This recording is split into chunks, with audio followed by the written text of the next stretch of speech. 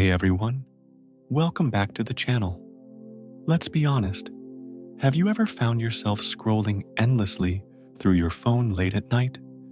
Just one piece of bad news after another, the political chaos, the financial anxiety, the constant stream of negativity. It's like we're trapped in this paralyzing cycle of doom scrolling, and it's exhausting. It feels like the world is spiraling, and we're just spectators watching it all unfold, completely powerless. But what if I told you that this feeling isn't the whole story? What if science could prove that a positive outlook isn't just some naive, passive, wishful thinking, but an active, cognitive skill? Think of it like a muscle. It's a muscle that, with the right training, we can strengthen to build incredible resilience against the chaos. This isn't about ignoring the problems of the world. It's about learning how to navigate them without letting them break our spirit. Today, we're diving into the science of hope and optimism. And I promise you, by the end of this video, you'll see your own potential in a completely new light. So, let's talk about what's really happening in our brains when we're stuck in that negative loop. This pervasive anxiety does more than just make us feel bad. It has a real, measurable physiological effect. It floods our system with cortisol, the body's primary stress hormone.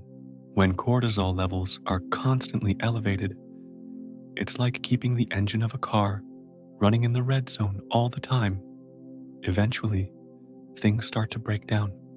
One of the first things to go is our executive function. This is the part of our brain, primarily the prefrontal cortex, responsible for planning, decision-making, problem-solving, and emotional regulation. When it's impaired by stress, we find it harder to focus. Simple tasks feel monumental. We start procrastinating, not because we're lazy, but because our brain's command center is overwhelmed. This leads to a damaging sense of powerlessness. We know we should be doing things, applying for that job, starting that project, having that difficult conversation, but we feel frozen, stuck in a state of analysis paralysis. It's a vicious cycle. The stress makes us less capable of dealing with the sources of our stress, which in turn creates even more anxiety. It's not a personal failing. It's a biological response to being chronically overwhelmed. And this all builds up to a peak emotional state that is incredibly destructive. It's a sinking feeling of dread, a quiet whisper that turns into a roar, asking, why even bother? This, my friends, is the voice of learned helplessness. The term was coined by psychologists after experiments showed that when animals were repeatedly exposed to a stressful situation, they couldn't escape. They eventually stopped trying to escape. Even when an opportunity was presented, they had learned that they were helpless.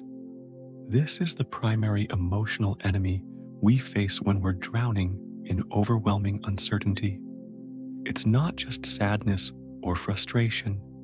It's a profound sense of futility.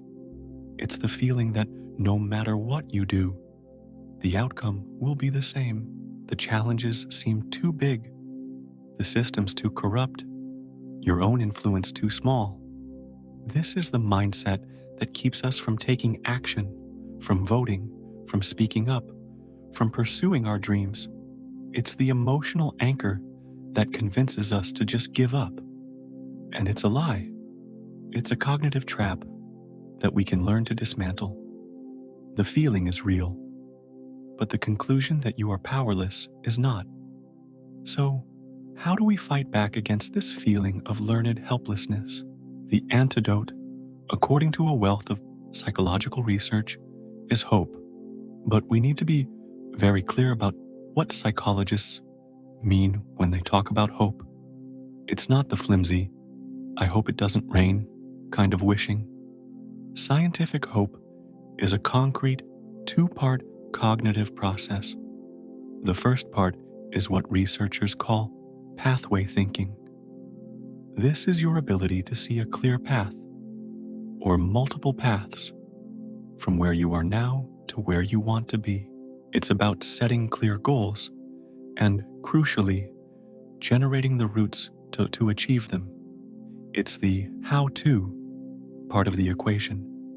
A person with high pathway thinking doesn't just say, "I want to be less anxious." They say, "To be less anxious, I could start by meditating for 5 minutes a day, going for a walk during my lunch break, and talking to a friend once a week."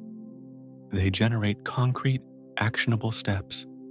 The second part is agency thinking. This is the "I can" part of hope. It is the motivation and belief in your own ability to walk those pathways we just created. It's your personal sense of power, your willpower, your conviction that you can make things happen. You might have the best map in the world, but if you don't believe you can actually take the first step, the map is useless. Hope, therefore, is the powerful combination of knowing the way forward and believing you have the capacity to travel it. This framework offers profound therapeutic benefits because it moves us from a state of passive despair to one of active, strategic engagement with our lives. So, with this scientific definition of hope in mind, how do we actually cultivate it? How do we build this mental muscle? We can develop what's called intentional optimism by consciously practicing both pathway thinking and agency thinking. Let's break down how to do that. First, let's tackle pathway thinking. The key here is to take those huge, terrifying, ambiguous fears and break them down. Let's say your big fear is, "I'm going to fail financially." That's a huge, paralyzing thought. Pathway thinking forces you to get specific. What does fail financially actually mean? Maybe it means not being able to pay your rent next month. Okay, now we have a specific problem. What are the pathways to solve it? Pathway 1, look for a side gig. Pathway 2, review my budget and cut non-essential spending. Pathway 3, talk to my landlord about a potential payment plan. Suddenly, the giant monster of financial failure has been broken down into a series of smaller, manageable, actionable steps. You've created a map. Next, we need to supercharge our agency thinking. This involves reframing how we interpret events, a technique from cognitive behavioral therapy. It's about changing our attributional style. When something bad happens, a pessimistic style is to see it as permanent. This will never change. Pervasive, this ruins everything. And personal, it's all my fault. An optimistic style reframes it as temporary. This is a temporary setback. Specific, this is one difficult area, but other parts of my life are okay. And external, or at least non-personal, the circumstances were difficult, but it's not a reflection of my worth as a person. So, instead of thinking, "I messed up the interview, I'm a failure, and I'll never get a job," you reframe it. "That interview was tough, and I was nervous. Temporary. I can learn from my mistakes for the next one." Specific action. The interviewer seemed distracted, which wasn't in my control. External. This isn't about making excuses. It's about accurate, compassionate self-assessment that focuses on actionable steps rather than self-blame. By consciously practicing breaking down our fears into pathways and reframing our setbacks as temporary and specific, we are actively training our brains. We are building the muscle of hope. We are teaching ourselves, moment by moment, that we are not helpless. We have a map, and we have the strength to take the next step. Thank you so much for spending this time with me today. I truly hope this gives you a new framework for facing challenges. If you found this helpful, please give the video a like and consider subscribing to the channel for more content like this. It really helps us grow. Stay hopeful, and I'll see you in the next one.